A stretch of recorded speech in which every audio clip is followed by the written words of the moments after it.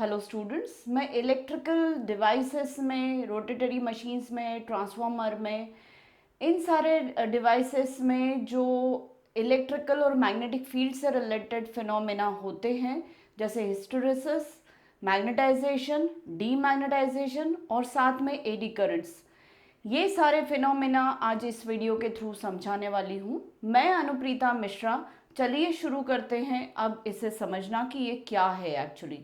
मैं अपने पिछले वीडियोस में कई बार हिस्टेरेसिस, एडी करंट का बहुत ज़्यादा जिक्र कर चुकी हूँ और ट्रांसफार्मर की केस में हमने एडी करंट लॉसेस और हिस्टेरेसिस लॉसेस को भी कंसिडर किया है।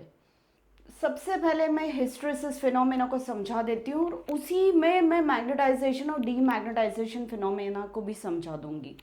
मैग्नेटाइजेशन, डीमैग्नेटाइजेशन आप लोग 9, 10th, 11th, 12th में भी पढ़ते हैं। कई मतलब 6, 7 से भी स्टार्ट हो जाती है ये टर्म्स। तो फिर भी इलेक्ट्रिकल इंजीनियरिंग के रिस्पेक्ट में हम कैसे मैग्नेटाइजेशन, डीमैग्नेटाइजेशन और साथ में मैं ये भी समझाऊंगी कि नॉर्थ पोल और साउथ पोल कैसे जनरेट होते हैं। ठीक है। हिस्टेरेसिस जो फिनोमेना है वो है एक, अगर मैं कोर कंसिडर करूं, ये एक मैग्नेटिक मटेरियल है जिस पर एक वाइंडिंग लपेटी हुई है। वाइंडिंग का रैपिंग सेंस भी आप देख रहे हैं और मैंने एक यहाँ पर एसी सोर्स लगा कर रखा हुआ है जिसका इंस्टेंटेनियस वोल्टेज V है, जिसको मैं Vm साइन ओमेगा t से समझा सकती हूँ। तो Vm साइन ओमेगा t ये सप्लाई अपन ने दिया तो उसकी वजह से इस वाइंडिंग में आई करंट फ्लो होने लगा। नेचुरली ये एसी है तो करंट भी एसी होगा, तो करंट का पैटर्न भी कैसा होगा? साइनोसॉइडल पैटर्न ही होगा। हाँ, इस वोल्टेज से वो कुछ लैग करेगा, तो मैं वो लैगिंगनेस, पावर फैक्टर, इन सब पे अभी फिलहाल ध्यान नहीं दे रही हूँ। मैं सिर्फ करंट के पैटर्न को देख रही हूँ, तो वो साइनोसॉइडल है। ठीक है। यहाँ पर अगर मैं कहूँ कि करंट जो फ्लो हो रहा है वो I equal to I M sine omega T minus five type का है, मतलब फाइव जो है वो पावर फैक्टर है। ठीक है, पर मेरा ये वेव फॉर्म हो गया। तो मैग्नीट्यूड जो मैक्सिमम वाला है, मतलब ये जो हाइट है, वर्टिकल हाइट, ये प्लस आई एम है और ये जो हाइट है ये माइनस आई एम है डेप्थ में, जिसे मैं 5 एम्पियर्स बोल रही हूँ। मतलब प्लस आई एम जो है वो +5 है और माइनस आई एम जो है वो -5 है। अब जब यहाँ पर मैं मानकर चल रही हूँ कि करंट 0 से राइज हो रहा है, ये मैं अभी एज्यूम कर रही हूँ, तो करंट 0 टू A पहुँचेगा, मतलब 0 एम्पियर से +5 पहुँचेगा। फिर A टू C में वो ये जो पॉइंट बता रही हूँ ये C है, तो A टू C में वो +5 टू 0 आएगा। C टू D में वो -0 टू -5 पहुँचेगा। फिर D टू E में -5 टू 0 जाएगा और फिर E टू A वाला पॉइंट रिपीट हो जाएगा, मतलब +5 वाला पॉइंट रिपीट हो जाएगा। तो ये चीज़ चलती रहेगी। ठीक है। पहली बार जब करंट इसमें से फ्लो होना शुरू हुआ तो ऐसे फ्लो होगा, पीछे से आएगा, तो इन वायर्स में मुझे जो कोर है उस पर जो वायर लपेटे हुए हैं, तो आप लोगों को सामने वाली साइड के वायर्स में करंट ऊपर जाता हुआ दिख रहा है। ठीक। अब जब ये जो कोर है ये पहले से मैग्नेटाइज नहीं थी, मतलब इसमें कोई नॉर्थ पोल और कोई साउथ पोल नहीं था, ये डीमैग्नेटाइज थी टोटल। तो 0 टू A धीरे धीरे जब करंट पहुंच रहा है तो 0 से 1 एम्पियर, से 2 एम्पियर, फिर 3 एम्पियर, 4 एम्पियर, 5 एम्पियर ऐसे पहुंच रहा है। मतलब 0 मतलब O पॉइंट हो गया ये, और ये मेरा A पॉइंट हो गया, ऐसा मीनिंग है। तो O टू A जाने में करंट इस वाइंडिंग में 0 टू 5 एम्पियर तक राइज हो रहा है। ठीक है।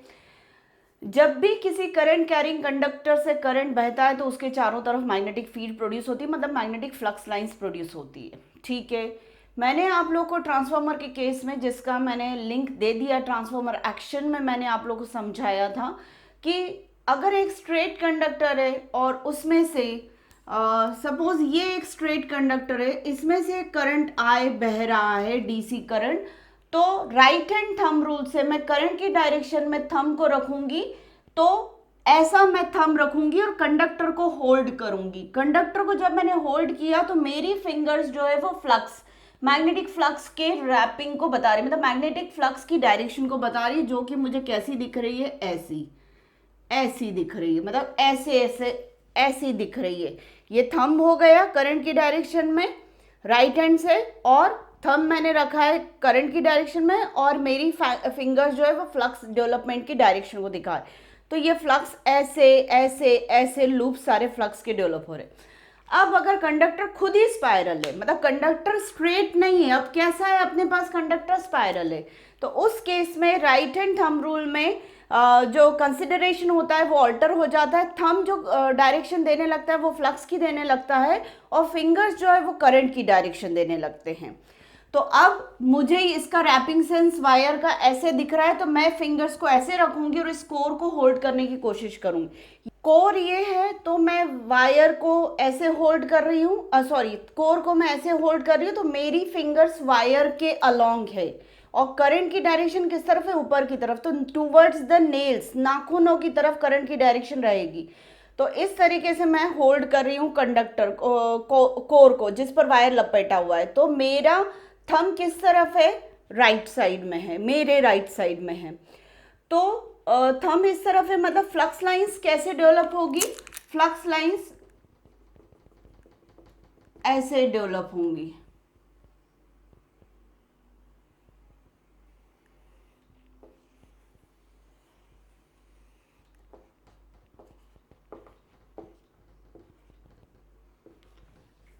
इस तरीके से फ्लक्स लाइंस डेवलप होंगी। जब जीरो करंट था तो कितनी फ्लक्स लाइंस प्रोड्यूस हुई, जीरो। फिर 1 एम्पियर का करंट फ्लो हुआ तो माना कि 2 फ्लक्स लाइंस प्रोड्यूस हुई। फिर 2 एम्पियर्स का करंट बहा तो माना कि 4 एम्पियर्स का 4 फ्लक्स लाइंस डेवलप हुई। फिर माना कि 3 एम्पियर्स का करंट बहा तो 6 फ्लक्स लाइंस प्रोड्यूस हुई। ऐसे करते करते जैसे जैसे करंट 0 टू ए तक पहुंचेगा, मतलब 5 एम्पियर्स तक पहुंचेगा, तो माना कि 10 फ्लक्स लाइंस प्रोड्यूस हो चुकी है। अब फ्लक्स लाइंस के प्रोड्यूस होने की डायरेक्शन यहां से यहां तक यही रहेगी, मतलब मैं जिस तरीके से कोर को वायर के अकॉर्डिंग होल्ड कर रही हूँ, तो थंब जो मुझे राइट साइड की तरफ दिख रहा है, इसका मतलब पूरे टाइम 0 टू ए, मतलब 0 टू 5 एम्पियर्स तक जाते जाते फ्लक्स की डायरेक्शन यही वाली रहेगी। मतलब इस कोर में से जो फ्लक्स है, क्योंकि ये फ्लक्स प्रोड्यूस कर रहा है वायर से बहने वाला करंट, पर ये फ्लक्स लाइंस अपना रास्ता कंप्लीट कर रही है कोर में से, इस मैग्नेटिक मटेरियल में से अपना रास्ता कंप्लीट कर रही है। तो उस वजह से इसके अंदर के जो एटम्स होंगे, वो एटम्स का भी नॉर्थ पोल इधर सेट हो जाएगा और साउथ पोल इधर सेट हो जाएगा, क्योंकि हमें मालूम है कि मैग्नेटिक मटेरियल में जिस मटेरियल के जहां से फ्लक्स बाहर निकलता है, मटेरियल के जिस एंड से फ्लक्स बाहर निकलता है वो नॉर्थ पोल होता है, और दूसरा जहां पर फ्लक्स लाइंस अंदर मर्ज होती है वो साउथ पोल होता है। तो 0 टू 5 एम्पियर तक करंट जब बढ़ेगा तो flux number of flux line 0 to 10 webers तक जाएंगी। फ्लक्स की यूनिट वेबर्स होती है, ठीक है। अब फ्लक्स इधर से इमर्ज आउट हो रहा है, मतलब मटेरियल से एयर में फ्लक्स, कोर मटेरियल से एयर में फ्लक्स यहां से बाहर आ रहा है, तो ये आपका नॉर्थ पोल हो जाएगा और ये आपका साउथ पोल हो जाएगा, क्योंकि नॉर्थ से फ्लक्स बाहर निकलता है मटेरियल से। मतलब मेरा जो डेफिनेशन है वो ये है कि magnetic material to air, magnetic material to air, जब फ्लक्स निकलता है तो मैग्नेटिक मटेरियल का वो एंड नॉर्थ पोल होता है, और जब air to magnetic material flux flow होता है तो मैग्नेटिक मटेरियल का वो एंड साउथ पोल हो जाता है, ठीक है। इसमें हुआ क्या, क्यों ये नॉर्थ पोल बना और ये साउथ पोल बना, क्योंकि इस मैग्नेटिक कोर मटेरियल के जो एटम्स है, ये जो फ्लक्स प्रोड्यूस हुआ, किसने प्रोड्यूस किया, वायर से बहने वाले करंट ने। इस करंट की वजह से जो फ्लक्स प्रोड्यूस हुआ, वो फ्लक्स ने अपना रास्ता जो है इस मैग्नेटिक कोर मटेरियल के अंदर से बनाया, इस कोर मटेरियल के अंदर से अपना रास्ता बनाया। जब ये फ्लक्स लाइंस इस कोर मटेरियल के अंदर से अपना रास्ता बना रही थी, तो इस मैग्नेटिक मटेरियल का हर एटम जो है इस फ्लक्स के अकॉर्डिंग अपने आप को अलाइन करता है, मतलब इस तरफ नॉर्थ पोल और इस तरफ साउथ पोल बन जाता है, और ये मटेरियल मैग्नेटाइज हो चुका है। मतलब वायर से बहने वाले करंट ने फ्लक्स लूप्स डेवलप किए, इन फ्लक्स लूप्स ने अपना रास्ता कोर मटेरियल से कंप्लीट कर लिया, और कोर मटेरियल से जब कंप्लीट कर रहे थे ये फ्लक्स लूप्स अपना रास्ता, तो अंदर के एटम्स ने भी अपने आप को इसके अकॉर्डिंग अलाइन कर लिया, मतलब सबका नॉर्थ पोल राइट साइड में हो गया और सबका साउथ पोल लेफ्ट में हो गया, तो पूरा कोर मटेरियल मैग्नेटाइज हो चुका है। मतलब 0 to A तक जाने में फ्लक्स लाइन 0 से 2 वेबर्स, 2 वेबर्स से 4 webers, then 6 webers, 8 webers, 10 webers तक जाते जाते तक ये धीरे धीरे करके और स्ट्रॉन्ग स्ट्रॉन्ग स्ट्रॉन्ग मैग्नेटाइज होता चला गया। 0 पे कोई मैग्नेटाइजेशन नहीं था, 2 पे थोड़ा सा मैग्नेटाइज हुआ 2 वेबर्स फ्लक्स लाइंस के साथ, 4 वेबर्स फ्लक्स लाइंस के साथ थोड़ा सा और ज्यादा मैग्नेटाइज हुआ, फिर 6 के साथ और स्ट्रॉन्ग मैग्नेटाइज हुआ, 8 के साथ और स्ट्रॉन्ग मैग्नेटाइज हुआ, 8 के साथ और स्ट्रॉन्ग मैग्नेटाइज हुआ, और ऐसे करके 10 के साथ मैक्सिमम मैग्नेटाइज हो गया। मैं मैक्सिमम इसलिए बोल रही हूँ क्योंकि हमारा करंट 5 एम्पियर्स के बियॉन्ड नहीं जाने वाला है, तो इन हालातों में मेरा कोर अभी मैक्सिमम मैग्नेटाइज हो चुका है 10 फ्लक्स लाइंस के साथ। अब जब A to C current 5 amperes to 0 हो रहा है, तो क्या हो रहा है, 5 से 4 एम्पियर्स हुआ, फिर 3 एम्पियर्स, फिर 2 एम्पियर्स, फिर 1 एम्पियर हुआ, तो फ्लक्स लाइंस जो है वो 10 to 8 नहीं हो पाएंगी, सपोज करो वो 9 हुई, 9 टू फिर 7, 6 नहीं होंगी, 7 होंगी, मतलब जिस रेट से बढ़ी थी ना उस रेट से number of flux lines reduce नहीं होंगी। वो इसलिए कि जो एटम सेट हो गए थे इधर नॉर्थ पोल के साथ और इधर साउथ पोल के साथ, वो एटम्स का अपना एक इनर्शिया है, तुरंत वो अपनी डायरेक्शन को चेंज नहीं कर पाएंगे या तुरंत रिडक्शन को एक्सेप्ट नहीं कर पाते हैं। ये मैग्नेटिक इनर्शिया कहलाता है मटेरियल का। मटेरियल के मतलब फिजिकल स्ट्रक्चर के हिसाब से एटम्स का नॉर्थ पोल इधर और साउथ पोल इधर सेट हो गया था, फिर नंबर ऑफ फ्लक्स लाइंस जब इस कोर मटेरियल से कम होने लगी तो एटम्स का अपना इनर्शिया इसको अपोज करता है, तो जिस हिसाब से फ्लक्स लाइंस बढ़ी उस हिसाब से अगर करंट को मैं स्पॉन्टेनियस बदल पा रही हूँ, पर नंबर ऑफ फ्लक्स लाइंस जो होंगी इस मटेरियल से पास होने वाली वो स्पॉन्टेनियस अपने आप को रिड्यूस नहीं कर पाएंगी। इसे कहते हैं मैग्नेटिक रेसिडुअल मैग्नेटिज्म उसमें रह जाता है, मतलब इनर्शिया, मैग्नेटिक इनर्शिया के कारण फ्लक्स लाइंस जो है वो धीरे धीरे कम होंगी। अब कम हो रही मतलब मैं मटेरियल को डीमैग्नेटाइज कर रही हूँ। जैसा मैंने O टू A तक जाते जाते करंट को बढ़ाते बढ़ाते फ्लक्स लाइन 0 to 10 पहुंचाई, वैसे A टू C जाते जाते फ्लक्स लाइंस को रिड्यूस करते करते मैं मटेरियल को डीमैग्नेटाइज कर रही हूँ, धीरे धीरे उसमें से पास होने वाली फ्लक्स लाइंस को कम करती जा रही हूँ। पर मैग्नेटिक इनर्शिया की वजह से ये फ्लक्स लाइंस पूरी की पूरी 0 एम्पियर्स पर 0 नहीं होंगी। जैसे यहाँ पर 0 एम्पियर्स पर 0 थी फ्लक्स लाइंस, अब 0 एम्पियर्स पर मतलब C पर मुझे फ्लक्स लाइंस 0 नहीं मिलेगी, थोड़ा सा रेसिडुअल मैग्नेटिज्म उसमें रहेगा, मतलब इस डायरेक्शन की फ्लक्स लाइंस 1-2 एग्जिस्ट करती मिलेंगी। तो मैं यहाँ पे एग्जांपल ले रही हूँ, एक फ्लक्स लाइन बची रह जाएगी, ऐसी और ऐसी जो दिख रही है। अब इसके बाद क्या हुआ, C टू D जाने में मैंने करंट को कहाँ से ले गई, -1 to -5 ले जा रही हूँ। तो अब मैं ये करंट क्या करेगा, इसको नॉर्थ पोल बनाने की कोशिश करेगा और इसको साउथ पोल, क्योंकि अब करंट जो है अपोजिट डायरेक्शन का बहेगा। अभी करंट इन वायर्स में ऊपर जाता दिख रहा है, फिर जैसे ही करंट C टू D जाएगा तो करंट की डायरेक्शन अपोजिट हो जाएगी, मतलब एरोस कौन से हो जाएंगे, नीचे की तरफ हो जाएंगे। एरोस कहाँ हो जाएंगे, करंट नीचे मतलब अपोजिट फ्लो होने लगा, तो नेचुरली फ्लक्स लूप्स की भी डायरेक्शन अपोजिट होगी, तो ये क्या हो जाएगा नॉर्थ पोल और ये क्या हो जाएगा साउथ पोल। पर पुराना जो डायरेक्शन था ये 0 एम्पियर से 1 फ्लक्स लाइन अभी भी बची हुई है, पुराना रेसिडुअल मैग्नेटिज्म।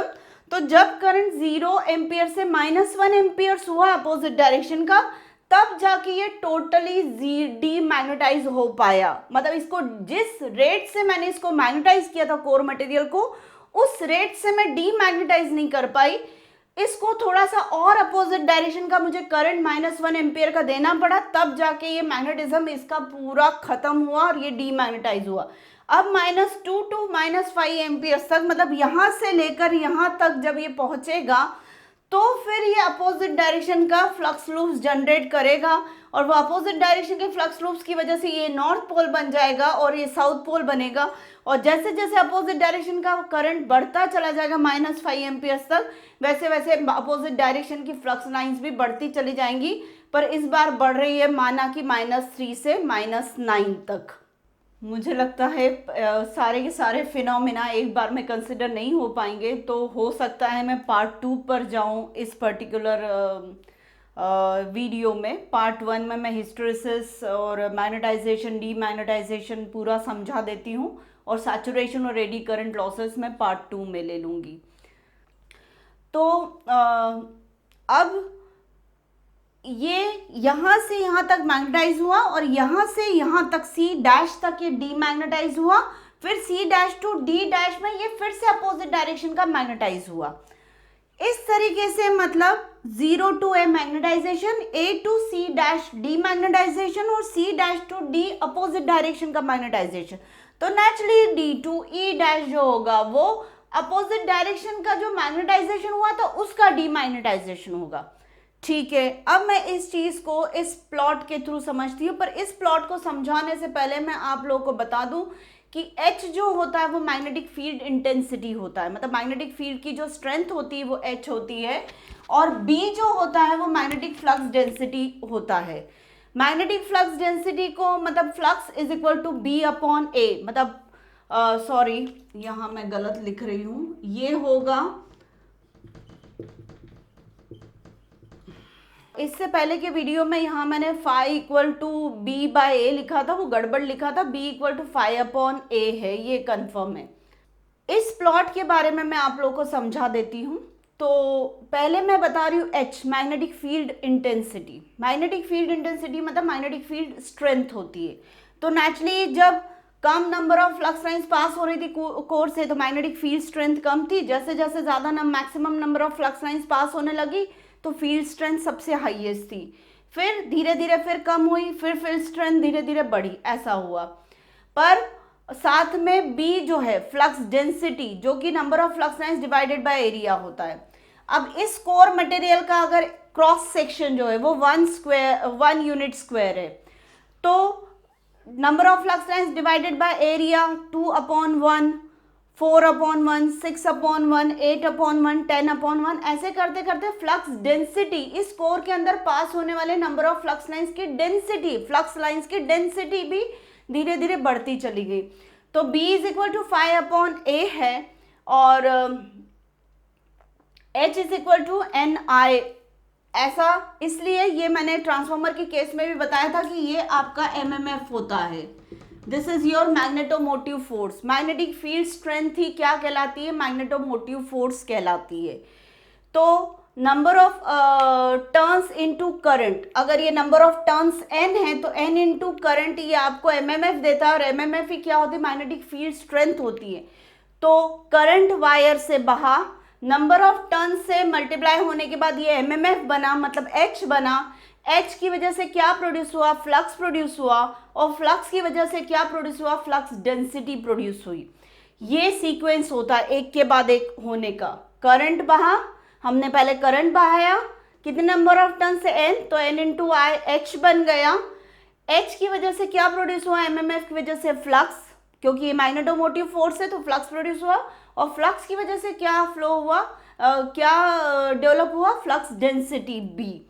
ठीक है, अब मैं यहाँ पर क्या ड्रॉ कर रही हूँ, एक BH कर्व ड्रॉ कर रही हूँ। ये BH कर्व जो है किसके बीच में, या तो कहो B और H के बीच में, मैग्नेटिक फ्लक्स डेंसिटी और मैग्नेटिक फील्ड इंटेंसिटी के बीच में, या फिर फ्लक्स और करंट के बीच में। B किसके प्रोपोर्शनल है, फ्लक्स के, तो मैं B के एक्सिस को फाई एक्सिस भी बोल सकती हूँ और H एक्सिस को मैं I एक्सिस भी बोल सकती हूँ, करंट एक्सिस। ठीक है, यहाँ पर क्या हो रहा है, मैंने जैसे जैसे करंट बढ़ाया 0 to A तक, तो कोर में से नंबर ऑफ करंट जैसे जैसे बहा रही हूं वैसे वैसे फ्लक्स डेंसिटी बढ़ती जा रही, तो ये अप्रोक्सीमेटली प्रोपोर्शनल चला, 0 to a तक अप्रोक्सीमेटली प्रोपोर्शनल चला। 0 पे 0, 1 पे 2, 2 पे 4, 5 पे 10, ऐसा प्रोपोर्शनली चला। उसके बाद जब मैंने करंट को A to C किया तो A to C मतलब यहां से लेकर यहां तक लाई, A to C करंट को रिड्यूस किया तो number of flux lines 10 to 0 ना होकर, number of flux lines 10 to 0 ना होकर लास्ट में जब करंट 0 था, यहाँ पे करंट 0 है पर थोड़ा सा B या थोड़ा सा फ्लक्स बचा रह गया। ये देखिए जब करंट 0 हुआ तो फ्लक्स 1 बचा रह गया। तो ये 0 O to C इस कर्व पर मुझे रेसिडुअल मैग्नेटिज्म दिखा रहा है।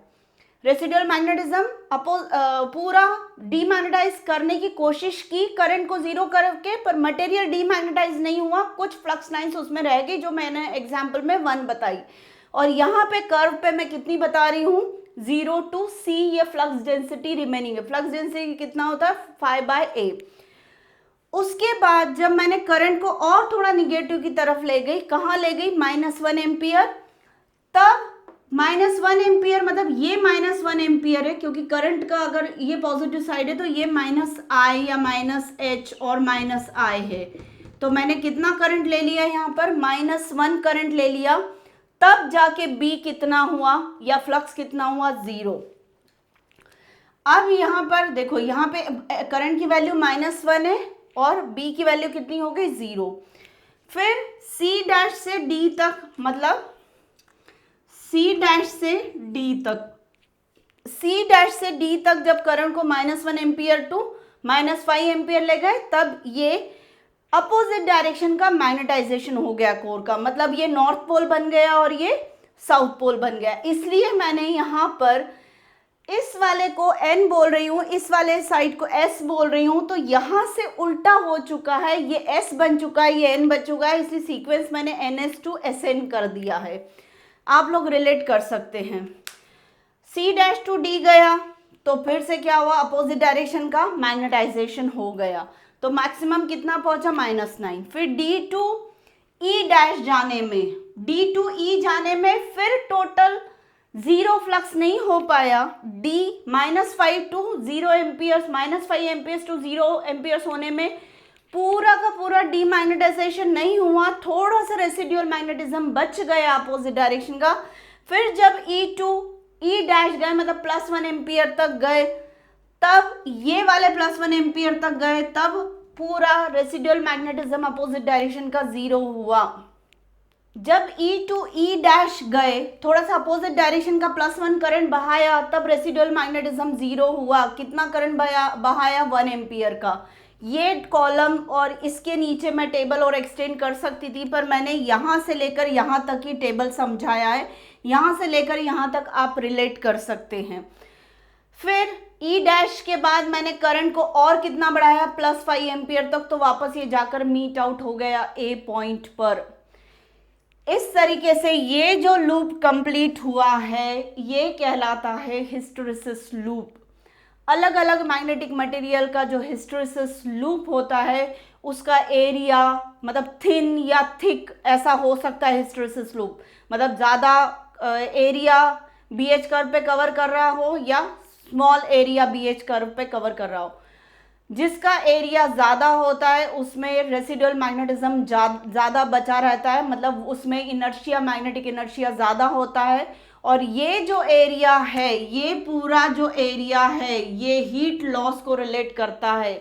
बार बार हम एटम को अगर नॉर्थ पोल इधर अलाइन किया, साउथ पोल इधर अलाइन किया, फिर हम अपोजिट करते, फिर हम वापस पहले जैसा करते, फिर अपोजिट करते, तो करंट जब फ्लो होता रहेगा साइनोसाइडल, तो ये लूप चलता रहेगा, ये लूप चलता रहेगा और मटेरियल में हीट प्रोड्यूस होगी बिकॉज ऑफ एटम्स के अलाइनमेंट के चेंजेस की वजह से।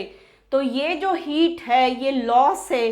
तो जो भी एनर्जी हम दे रहे हैं थ्रू सप्लाई, उसका कुछ इन पावर कहाँ लॉस हो जाएगी, इस मैग्नेटिक मटेरियल के मैग्नेटाइजेशन डीमैग्नेटाइजेशन मैग्नेटाइजेशन डीमैग्नेटाइजेशन वाले प्रोसेस की वजह से, मतलब हिस्टेरेसिस की वजह से। और वो हीट किस मटेरियल में कम है, किस में ज़्यादा है, वो किस पर निर्भर करती है, मटेरियल की क्वालिटी पर। जिसमें मैग्नेटिक इनर्शिया ज़्यादा होगा, मतलब वो मैग्नेटिक मटेरियल खराब है, ज़्यादा अच्छा नहीं है। तो कम हम जो ट्रांसफार्मर का कोर है या फिर रोटेटरी मशीन्स का कोर है जिस पर वाइंडिंग लपेटी जाती है, उस कोर मटेरियल को हमें ऐसा चूज करना पड़ता है कि इसका हिस्टेरेसिस लूप जो है, ये हिस्टेरेसिस लूप वाइडर ना हो, चौड़ा ना हो, थिन वाला लेना, ऐसा मटेरियल लेना चाहिए जिसका हिस्टेरेसिस लूप थिन हो या कम एरिया कवर करता हो मैग्नेटाइजेशन डीमैग्नेटाइजेशन में। तो ये पूरा मैंने आप लोगों को हिस्टेरेसिस लूप समझाया, हिस्टेरेसिस फिनोमेनन समझाया, जिसके साथ मैंने मैग्नेटाइजेशन और डीमैग्नेटाइजेशन बताया। इसके साथ ही मैंने रेसिडुअल मैग्नेटिज्म बताया। पॉजिटिव डायरेक्शन का रेसिडुअल मैग्नेटाइजेशन OC है, तो नेगेटिव डायरेक्शन का रेसिडुअल मैग्नेटिज्म OE है। इसके साथ ही मैंने मैग्नेटिक इनर्शिया बताया। ये सारी टर्म्स मैंने आज आप लोगों को इसके साथ बताई। और मैग्नेट इसमें जो हीट लॉस होता है वो ट्रांसफार्मर की केस में मैग्नेटाइजेशन डीमैग्नेटाइजेशन कोर का क्यों हो रहा है, क्योंकि जब वाइंडिंग में करंट इस डायरेक्शन में फ्लो हो रहा है प्राइमरी वाइंडिंग में, तो फ्लक्स ऐसे सेट हो रहा है कोर में, और जब करंट अपोजिट फ्लो होगा प्राइमरी वाइंडिंग में तो फ्लक्स की डायरेक्शन भी अपोजिट हो जाएगी। तो core material subjected to positive flux then negative flux, positive flux then negative flux. तो ये हिस्टेरेसिस मतलब demagnetization demagnetization magnetization demagnetization transformer core का हो रहा है। या फिर किसी रोटेटरी मशीन में भी जब AC करंट फ्लो होता है तो मैग्नेटाइजेशन डीमैग्नेटाइजेशन उसमें होता रहता है, तो उसकी वजह से कोर मटेरियल गर्म हो जाता है।